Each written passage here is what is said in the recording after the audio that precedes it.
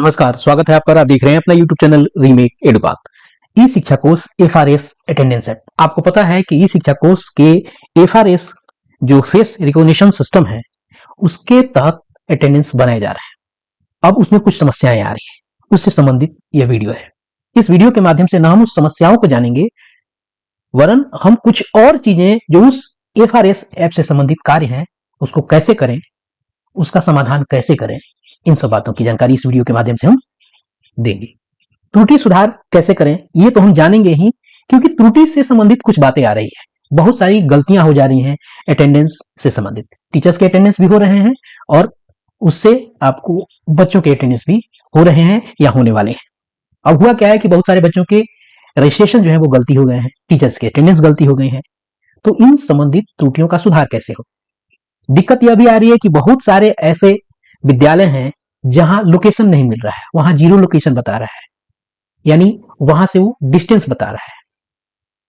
तो इसका सुधार भी कैसे हो, इस वीडियो के माध्यम से हम आपको बताने जा रहे हैं इन सारी समस्याओं का हल। उसके अलावा कुछ ऐसी बातें जिसके माध्यम से नए अपडेट भी इसके तहत आए हैं, उसको भी हम देख लेंगे। तो चलिए वीडियो को शुरू करते हैं। वीडियो को शुरू करने से पहले आपसे आग्रह करेंगे, पहली बार चैनल पे हैं तो चैनल को सब्सक्राइब कीजिए। कंटेंट पसंद आता है तो लाइक शेयर जरूर करें। चलिए देखते हैं। आपको करना क्या है कि आपके सामने स्क्रीन पे दिख रहा है एक वेबसाइट का नाम। इस वेबसाइट का नाम है bepc.intolabs.com। इसको आप टाइप कर दीजिए गूगल क्रोम में। ये पीछे जो HTTPS लगा हुआ है, ये वेबसाइट हर वेबसाइट के साथ लगा होता है। वेबसाइट का नाम है bepc.intolabs.com। आपको इस वेबसाइट पे जाना है और जैसे इस वेबसाइट को खोलिएगा आपके सामने आ जाएगा बिहार FRS का आपको लॉगिन पेज।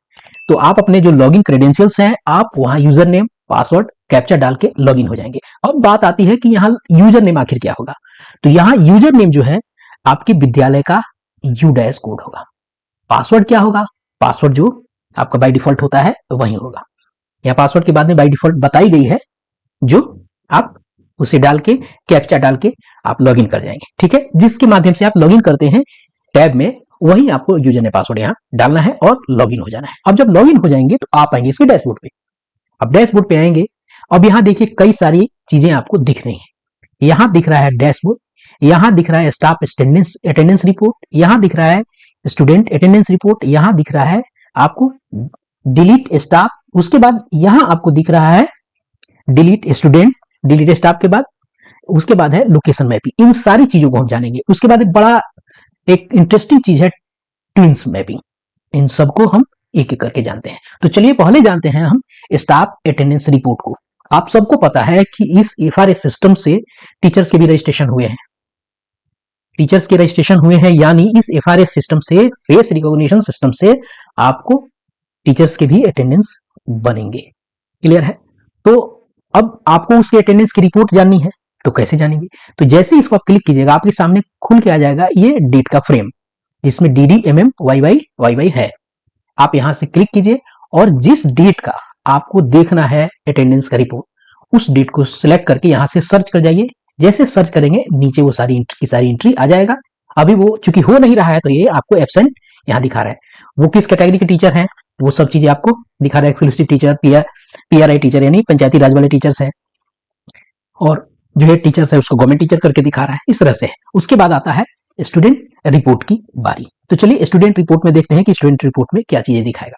अब स्टूडेंट रिपोर्ट को खोलेंगे तो वह क्लास सेक्शन दिखाएगा, डेटा सेक्शन दिखाएगा और सर्च दिखाएगा। क्लास सेक्शन में क्या क्या दिखाएगा, जो आपको जिस विद्यालय का मैं ये आपको दिखा रहा हूं, चूंकि ये GPS है तो इसमें केवल आपको 5 ही क्लास होंगे तो 5 क्लास यहाँ दिखाएगा। उसके बाद यहाँ डेट वाले में आपको डेट दिखाएगा, आप डेट यहाँ सिलेक्ट कर लीजिए। यहाँ क्लास मैंने एक सिलेक्ट कर लिया है, डेट सिलेक्ट कर लिया है। उसके बाद यहाँ सर्च का ऑप्शन है, आप सर्च पे क्लिक कीजिए। जैसे सर्च पे क्लिक करेंगे आप जो बच्चे जो अटेंडेंस की स्टेटस है वो आपको दिखा देगा। न सिर्फ ये अटेंडेंस का स्टेटस दिखाएगा, आपको बहुत सारी चीजें भी दिखाएगा। कितने बच्चे रजिस्टर्ड हैं, कितने एब्सेंट हैं, कितने नॉट रजिस्टर्ड हैं, कितने प्रेजेंट हैं, ये सारी चीजें दिखाएगा। आपको रजिस्टर्ड और नॉट रजिस्टर्ड का स्टेटस भी आपको ये शो कर रहा है। उनकी अटेंडेंस का स्टेटस क्या है वो भी आपको यहाँ बता रहा है। तो मैंने इस डेट को देखा, अगर आप चाहते हैं इस डेट को बदल के देखें तो यहाँ क्लिक कीजिए, उस डेट को चूज कीजिए, सर्च कीजिए, वो चीजें आप यहाँ देख सकते हैं। अब आपको लेके चलते हैं डिलीट स्टाफ। मान लीजिए कि आपने FRS सिस्टम पे टीचर्स का रजिस्ट्रेशन किया, रजिस्ट्रेशन किया, उसके बाद हुआ क्या कि गलत रजिस्ट्रेशन हो गया, किसी और नाम के जगह के सामने किसी और का फोटो, यानी उसका फोटो कैप्चर हो गया, उसकी एक्टिविटी कैप्चर हो गई, यानी रजिस्टर्ड गलत आदमी का हो गया। तो कैसे करेंगे? तो आपको यहां आना होगा इस डिलीट वाले सेक्शन पे। जैसे डिलीट वाले सेक्शन पे आइएगा तो यहाँ सारे आपको टीचर्स के जो है डिटेल्स यहाँ होंगे और सब रजिस्टर्ड है यहाँ। तो आपको जिस टीचर का आपको हटाना है उस टीचर के सामने यहाँ आएंगे और यहाँ डिलीट दिखेगा, इस डिलीट पे आपको क्लिक कर देना है। जैसे डिलीट पे क्लिक करेंगे उनका डाटा वहां से हट जाएगा। अब जब डाटा हट जाएगा फिर आप जाके टैब उठाइए और टैब में जो एफआरएस के साथ जो रजिस्ट्रेशन का स्थिति है फिर से नया रजिस्ट्रेशन वहां से कीजिए। जैसे नया रजिस्ट्रेशन हो जाएगा फिर यहाँ वो अपडेट हो जाएगा। सबसे पहले उसको यहाँ से डिलीट करना होगा जो गलती जिसके साथ हो गई है, जो गलत डाटा जिसका अपलोड हो गया है। तो उस अपलोड डाटा को लिए आपको हटाने के लिए ये डिलीट है। उसके बाद आता है डिलीट स्टूडेंट। अब डिलीट स्टूडेंट है, डिलीट स्टूडेंट में कैसे काम करेगा? अब डिलीट स्टूडेंट पे होगा आपको, अब हम क्या करेंगे, डिलीट स्टूडेंट पे आएंगे, उसके बाद यहाँ आपको चूज करना होगा, क्योंकि कौन से क्लास के स्टूडेंट को आपको चूज करना है। तो यहाँ से सिलेक्ट से किसी जो भी जिस क्लास का भी है यहाँ से हम सिलेक्ट करेंगे और यहाँ से क्या करेंगे, सर्च करेंगे। जैसे सर्च करेंगे उस क्लास का सारे बच्चों का डिटेल हमारे सामने आ जाएगा। और किसका आएगा? जो बच्चे रजिस्टर्ड हैं, क्योंकि रजिस्टर्ड हैं तभी ना उसका डाटा गड़बड़ इत्यादि हुआ है। जो नॉट रजिस्टर्ड है तो उसका डाटा गड़बड़ होने की बात ही नहीं है। तो जितने रजिस्टर्ड बच्चे हैं ध्यान रखिएगा, यहाँ रजिस्टर्ड सारे रजिस्टर्ड ही दिख रहे हैं। स्थिति हो गई। अब डिलीट जिन बच्चे का करना है उस बच्चे के सामने यहाँ देख लीजिए, मान लीजिए 3 नंबर बच्चा वाला है, आप यहाँ आ जाइए डिलीट वाले पे। अब डिलीट पे आइए और यहाँ से उसको डिलीट कीजिएगा। जैसे डिलीट कीजिएगा आपके सामने आएगा स्टूडेंट टेम्पलेट डिलीटेड सक्सेसफुली, यानी उस बच्चे का जो टेम्पलेट है वो डिलीट हो गया।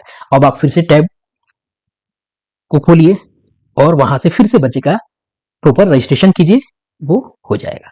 और फिर यहाँ आके फिर जुड़ जाएगा वो नया डाटा के साथ, अपना नए आंकड़ों के साथ वो आ जाएगा।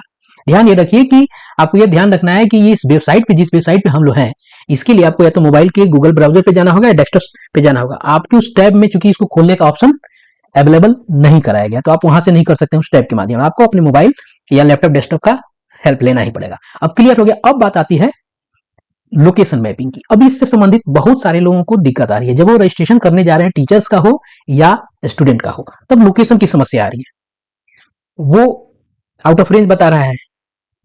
तो प्रॉब्लम कहां है? तो प्रॉब्लम है उसके आपको अक्षांश और देशांतर में। तो आप उसको कैसे ठीक करेंगे? तो आपको करना क्या होगा कि इसी में लोकेशन मैपिंग का जो ऑप्शन है, इस लोकेशन मैप के ऑप्शन में जाना होगा और आपके विद्यालय का कितना लेटिट्यूड और लॉन्गिट्यूड है ये आपको यहां से जो दिख रहा है इस पे आपको टाइप कर देना है। अब बात आती है कि आपके विद्यालय का लेटिट्यूड और लॉन्गिट्यूड क्या है, ये कैसे जानेंगे? तो इसके लिए आपको अपने मोबाइल की सहायता लेनी पड़ेगी। आप नोट कैम पे जाइए, गूगल मैप वाले कैमरे पे जाइए और विद्यालय में खड़ा होकर कोई एक फोटो ले लीजिए और उस पर देखिए, उस फोटो पे आपके विद्यालय का लेटिट्यूड और लॉन्गिट्यूड लिखा होगा। उसको यहाँ टाइप करके, और ये रेंज क्या है? ये रेंज क्या है कि इस एरिया के आप इसमें रेंज में चीजें हो सकती हैं, 1000 मीटर की बात लिखी गई है। स्पष्ट है? अब बात यहां आ गई अटेंडेंस की बात। अब लोकेशन मैपिंग के बाद आपने यहां डाल दिया और इसको आपने सबमिट कर दिया। अभी इस रेंज पे आपको कुछ नहीं करना है, आप यहां से भी एडिट कर सकते हैं, ध्यान रहे। और ये जो सेक्शन दिखाया गया है यहाँ टीचर्स पे दिखाया गया है, तो सारे टीचर्स की जो स्थिति बन रही है वही विद्यालय की स्थिति बनी बच्चों की। तो यहाँ लोकेशन मैपिंग एक बार हो गया तो सब सारे लोगों के लिए वही हो जाएगा। क्लियर है? अब लोकेशन मैपिंग से हो गया। अब आता है ट्विंस मैपिंग। ये ट्विंस मैपिंग आपको मैं बता दूं कि आप एक बच्चे को किसी दूसरे बच्चे के साथ मैप कर सकते हैं। जी हाँ, आप एक बच्चे का अटेंडेंस बनाया जाए, उसके साथ अगर दूसरा बच्चा मैप है तो उसका भी अटेंडेंस बनेगा। ये मैपिंग है। इस मैपिंग पे अलग से एक अलग वीडियो लंबा बना दूंगा पूरी डिटेल के साथ, क्योंकि उसको यहां अगर इंट्रोड्यूस किया तो यही वीडियो लंबा हो जाएगा। इसलिए ट्विंस मैपिंग में बस इतना जानिए कि एक बच्चा है और उसको अगर मैप करते हैं तो मैप करने के लिए उसी क्लास के सारे बच्चों की लिस्ट आपके सामने खुल के आ जाएगी। तो उसमें से जिससे सेलेक्ट कीजिएगा इस बच्चे के साथ वो बच्चा मैप हो जाएगा, यानी उस बच्चे के साथ वो कनेक्ट हो जाएगा। ट्विंस का मतलब क्या होता है? जुड़वा। यही यहां इसमें फोटो में भी देखिए, एक के साथ दूसरा जुड़ गया, इसका अटेंडेंस बनेगा, उसका भी अटेंडेंस बनेगा। ये ट्विन वाला मैपिंग की व्यवस्था अभी तक की जानकारी में यह है। डिटेल दूसरी वीडियो में मैं इस पे बात करूंगा और आप तक वो इन्फॉर्मेशन पहुंचाऊंगा। तो इस वीडियो में इतना ही, मिलते हैं जल्दी ही नए कंटेंट और नए इन्फॉर्मेशन के साथ। वीडियो पसंद आया तो लाइक कीजिए, शेयर कीजिए। अपना ख्याल रखें। जय हिंद।